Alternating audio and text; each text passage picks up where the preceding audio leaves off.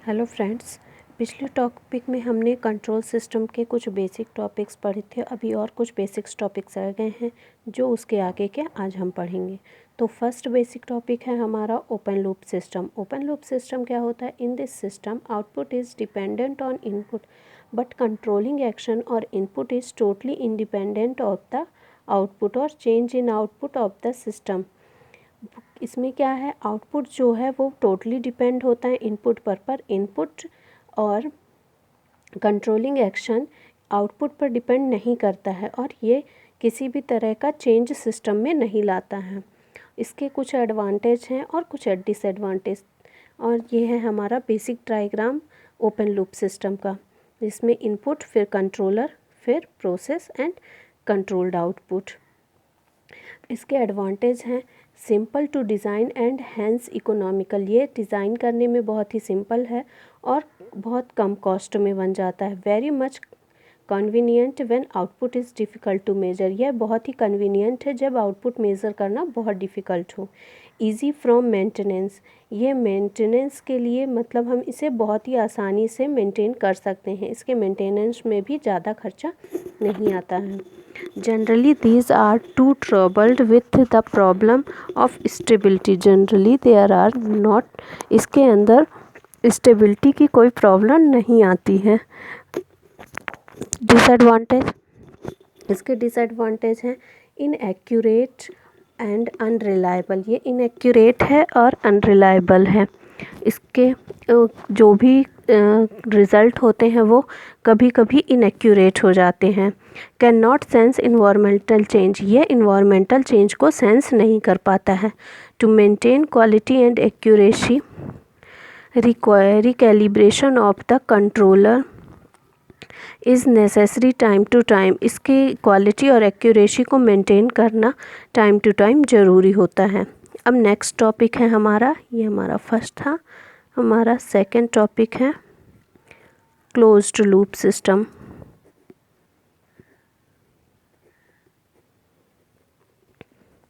Closed loop system क्या होता है? In this system controlling action और input is somehow depend on the output और change in output.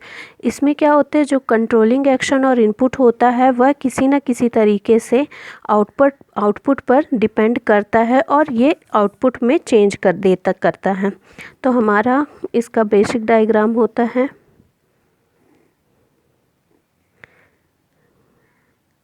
ये है हमारा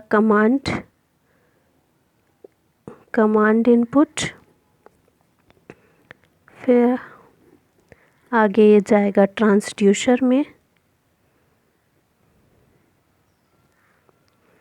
इसके बाद इसका यहाँ पे होगा समेशन होगा और ये आगे जाएगा controller and after that process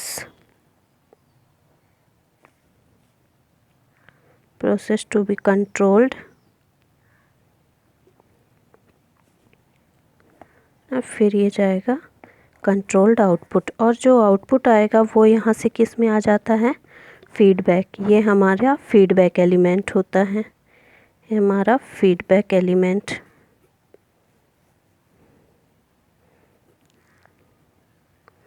feedback element होता है, जो फीडबैक एलिमेंट होता है वो कहाँ? सम से ऐड होता है और ये फिर से उसके इनपुट में किसी न किसी तरीके से चेंज करता है। तो ये है हमारा बीटी, ये है हमारा रेफरेंस ट्रांसड्यूसर, ये समेशन, ये है एरर, ये है मैनिपुलेटेड सिग्नल, और ये सीटी कंट्रोल्ड सिग्नल। ठीक है, ये हमारा बेसिक डायग्राम है क्लोज्ड लूप का। अब इसमें जो जो टर्म यूज़ हुई हैं उनका बारे में हम लिख लेते हैं। आर ऑफ टी है रेफरेंस इनपुट,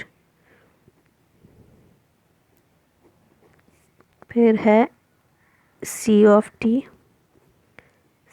टी है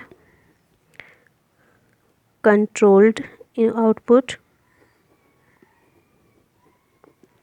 फिर है E of T error signal, फिर है M of T manipulated signal, और लास्ट है B of T feedback signal.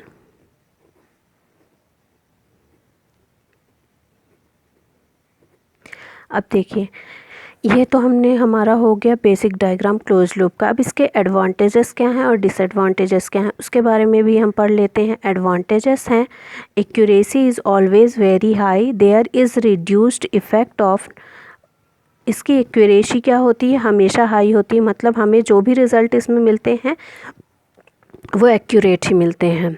There is reduced effect of non linearities and distortion, ये non linearity और डिस्टॉर्शन के इफ़ेक्ट को रिड्यूस करता है। सेंसेस इन्वायरमेंटल चेंज, ये इन्वायरमेंटल चेंज को सेंस कर लेता है। Bandwidth that is operating frequency zone for such system is very high, और इसके ऑपरेटिंग फ्रेक्वेंसी क्या होती और बैंडविड्थ क्या होती है, बहुत हाई होती है।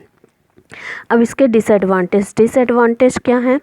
डिसएडवांटेज हैं complicated and time consuming from design point of view and hence costlier, ये कॉम्प्लिकेटेड है और टाइम कंज्यूमिंग है डिज़ाइन करने के लिए, डिज़ाइन करते वक्त ये कॉम्प्लिकेटेड और टाइम कंज्यूमिंग है, और ये थोड़ा महंगा भी है। सेकेंड है due to feedback system tries to correct the error time to time, tendency to over correct the error may cause oscillation without bond in the system. Due to feedback system tries to correct the error time to time, इसके feedback system के कारण इसके system को time to time correct करना पड़ता है इसके error को, और इसकी टेंडेंसी जो होती है एरर को ऑक्सीलेशन के without oscillation without bond in the system, इसमें ऑक्सीलेशन जो होता है बिना बॉन्ड के होता है। अब हम पढ़ेंगे feedback principle of feedback.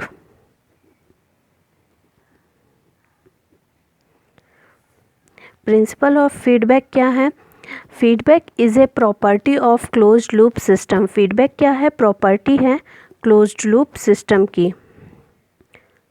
Feedback is a property of a closed loop system, feedback क्या है अब ठीक है, feedback is a property of close loop system, feedback क्या है, क्लोज लूप सिस्टम की प्रॉपर्टी है। Feedback permits the output to be compared with the input to the system, feedback क्या करती है, परमिट करती है आउटपुट को कि वो इनपुट के साथ सिस्टम को कंपेयर कर सकें, so that appropriate control action may be formed as some function of the output and input. इसमें क्या होते हैं, जो भी एप्रोप्रिएट जो ज़रूरी कंट्रोलिंग एक्शन होते हैं वो फॉर्म्ड होते हैं आउटपुट और इनपुट के बीच में। इसके एडवांटेजेस और डिसएडवांटेजेस भी हैं। इसके एडवांटेजेस हैं इंक्रीज़ एक्यूरेसी, फीडबैक डालने के एडवांटेज हैं increase accuracy, reduce sensitivity, reduce effects of non linearities and distortion, increased bandwidth, tendency towards oscillation और इंस्टेबिलिटी।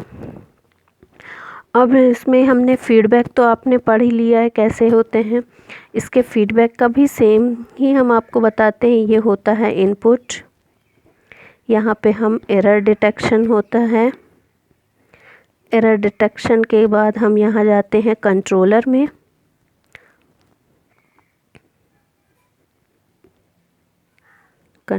में, उसके बाद कंट्रोलर के बाद जाते हैं प्लांट में, और ये है हमारा कंट्रोल्ड आउटपुट,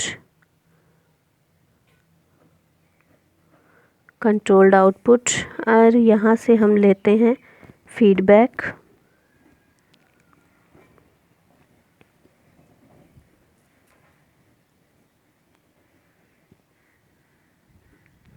और ये फीडबैक एलिमेंट जाके सम करके फिर इसे एरर को कनेक्ट करता है, यहाँ पे होता है एरर डिटेक्शन।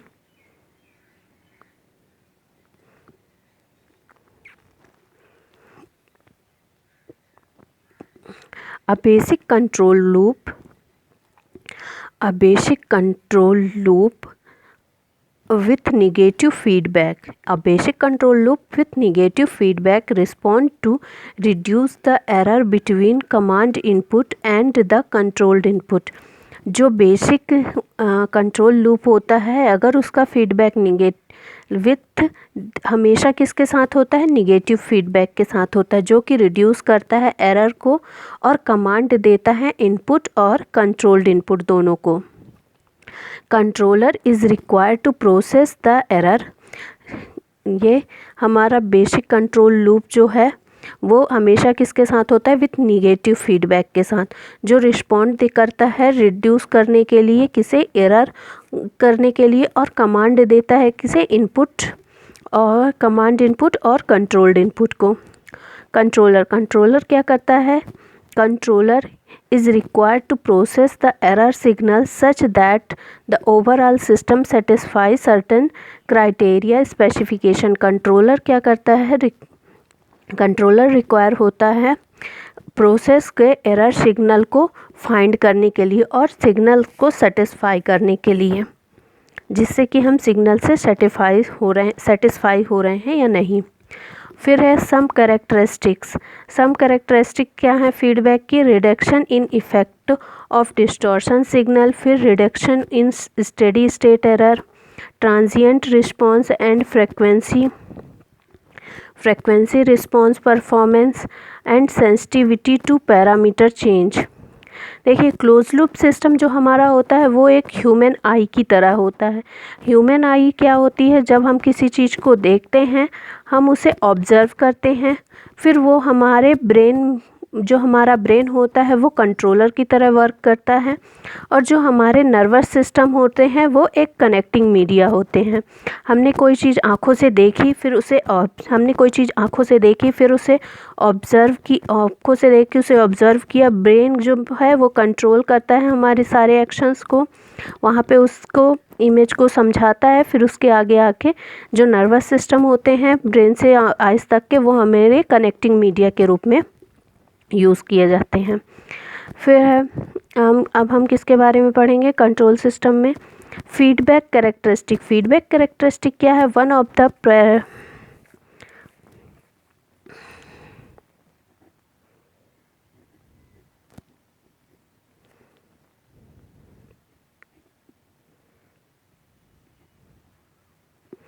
Feedback characteristics.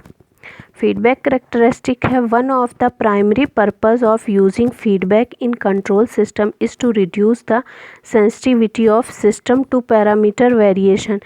ये फीडबैक कैरेक्टरिस्टिक में क्या होता है, फीडबैक हमारे कंट्रोल सिस्टम के लिए क्यों ज़रूरी होता है कि ये रिड्यूस करता है सिस्टम की सेंसिटिविटी को, और जब पैरामीटर वेरिएशन होता है तो ये सिस्टम की सेंसिटिविटी को रिड्यूस करता है. Sensitivity is measure of effectiveness of feedback in reduction the influence of variation of the system parameter. तो sensitivity क्या है,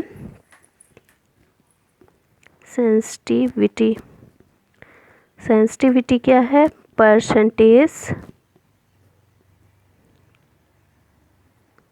change in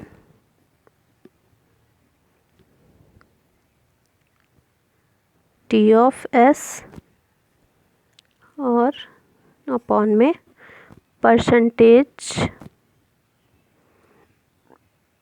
change in G of S. ये हमारा ट्रांसफ़र फंक्शन और ये वेरिएशन है ना.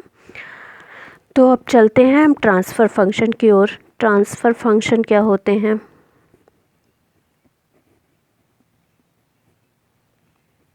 Transfer function it is defined as the ratio of Laplace transform. ये किस में डिफ़ाइन किए जाते हैं, रेशियो ऑफ लाप्लास ट्रांसफॉर्म के रूप में डिफ़ाइन किए जाते हैं.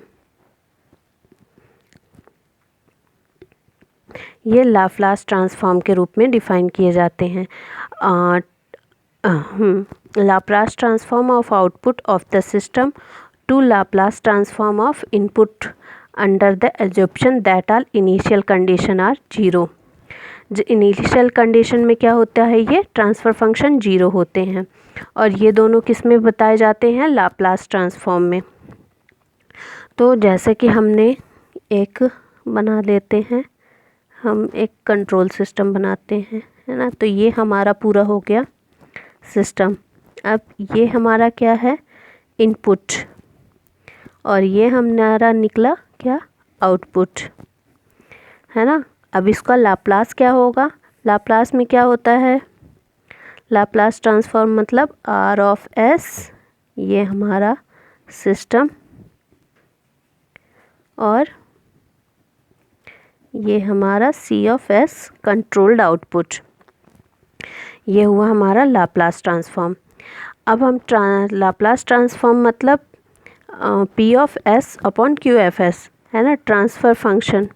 The numerator and denominator can be factorized to get factorized from the transfer function. Transfer function को हम कैसे कर डिफ़ाइन करेंगे, ये है हमारा ट्रांसफ़र टी ऑफ एस, ये है ट्रांसफ़र फंक्शन, ये है Laplace transform of output upon Laplace transform of input। तो T of S equal to होगा C of S upon R of S। तब यहाँ पे हम देखते हैं, अब C of S क्या है, लाप्लास ऑफ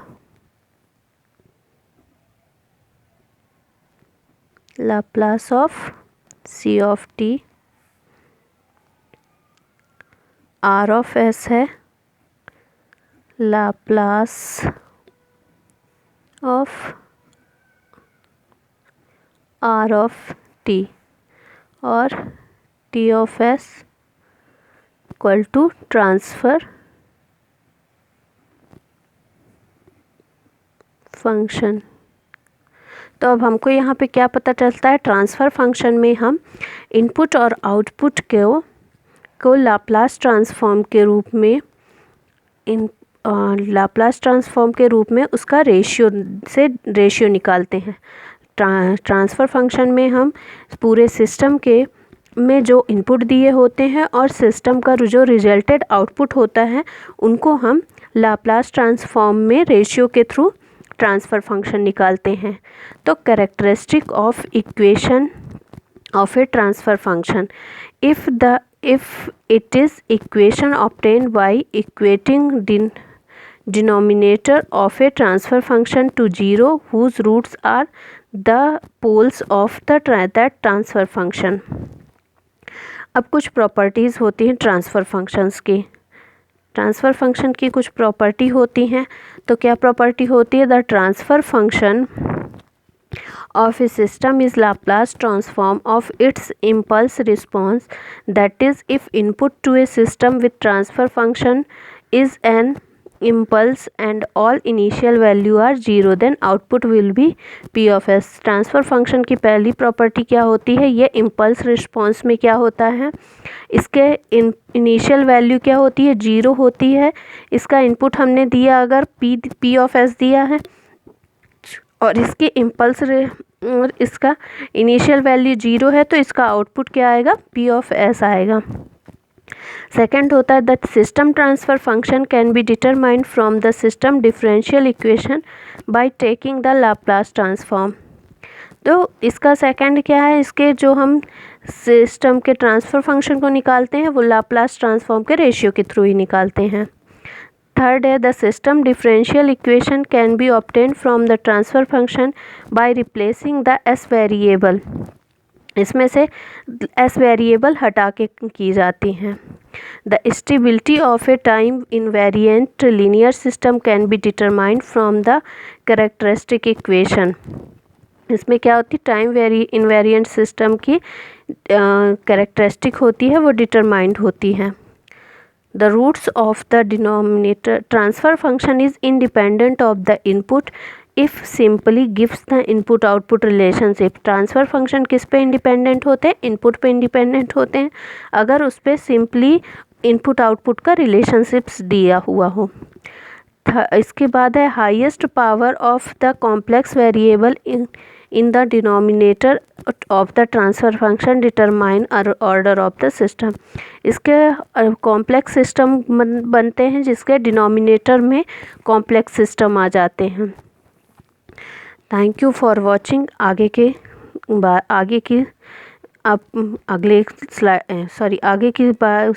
आगे का कंट्रोल सिस्टम हम अगली वीडियो में पढ़ेंगे।